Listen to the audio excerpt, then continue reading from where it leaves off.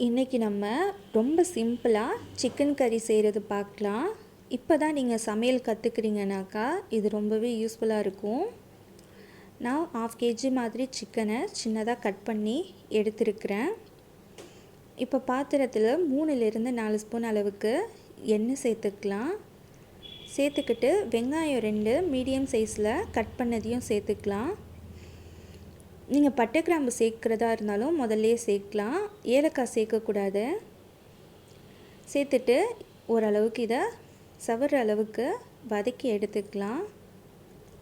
உங்கள் காரத்துக்கு வேணும்னாலும் பச்சை மிளகா 2 சேர்த்துக்கலாம். இன்றைக்கி நான் ரொம்ப சிம்பிளாக பேசிக்காக செய்கிறது மட்டும் காமிச்சிருக்கேன். ஓரளவு செவந்து வந்ததுக்கப்புறம் நம்ம இஞ்சி பூண்டு 2 ஸ்பூன் அளவுக்கு சேர்த்துக்கலாம். நம்ம இஞ்சி பூண்டை இதே இதில் எண்ணெயில் வதக்கக்குள்ளே தான் அதோடய ராஸ்மெல் போகும், கறியும் நல்லாயிருக்கும்.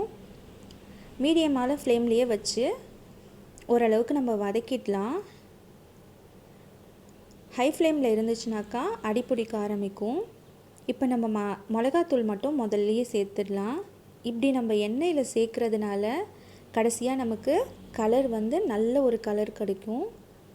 மிளகாத்தூளை மட்டும் முதல்லையே சேர்த்துடலாம். ஓரளவுக்கு மிக்ஸ் பண்ணதுக்கப்புறம் நம்ம புளிப்புக்கு தகுந்தா போல் தக்காளி சேர்த்துக்கலாம். நான் 2 தக்காளி சேர்த்துருக்குறேன். மல்லி புதினா சேர்த்துருக்குறேன். சேர்த்துட்டு இதே போல் லைட்டாக மிக்ஸ் பண்ணி விட்டுடலாம். இப்போயே நம்ம உப்பு தேவையான அளவுக்கு சேர்த்துடலாம். அப்படி சேர்த்தோன்னாக்கா தக்காளி வெங்காயம்லாம் மசிஞ்சு சீக்கிரமே ரெடி ஆகிடும். இதே போல் நமக்கு மசிஞ்சு வந்தால் தான் சிக்கன் எந்த ஒரு நான்வெஜ் செய்கிறதுக்கும் நல்லாயிருக்கும். வெங்காயம் தக்காளி எல்லாம் எவ்வளோ சுருண்டு இருக்கோ அவ்வளோக்கு நல்லாயிருக்கும். இப்போ நல்லா சுருண்டுருச்சு இல்லையா? இப்போ நம்ம மசாலா சேர்த்துடலாம். 1/2 ஸ்பூன் அளவுக்கு மஞ்சள் தூள் சேர்த்துருக்கேன். 1 ஸ்பூன் அளவுக்கு மிளகுத்தூள், 1 ஸ்பூன் அளவுக்கு ஜீரகத்தூள். இது தான் பேசிக்காக நம்ம நார்மலாக சேர்த்தா போதும். நீங்கள் சிக்கன் மசாலா கூட சேர்த்துக்கலாம். ஆச்சி சிக்கன் மசாலா ரொம்பவே நல்லாயிருக்கும். நம்ம கட் பண்ணி வச்சுருக்கிற சிக்கனையும் இதில் சேர்த்துடலாம். சேர்த்துட்டு ஓரளவுக்கு மிக்ஸ் பண்ணிவிட்டு நம்ம தேவையான அளவுக்கு தண்ணியை சேர்த்துடலாம்.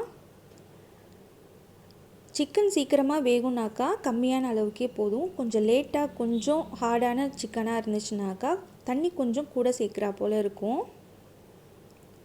நல்லா கொதிக்க விட்டுடலாம். ஓரளவுக்கு செமி கிரேவியாக ஆனதுக்கப்புறம் நம்ம பார்க்கலாம். இதே போல் இருக்கக்குள்ளே நம்ம ரைஸ்க்கெலாம் சாப்பிட்றதுக்கு நல்லாயிருக்கும். இன்னமும் நம்ம சுண்ட விட்டோம்னாக்கா அதுவும் டேஸ்ட்டு ரொம்ப நல்லாயிருக்கும்.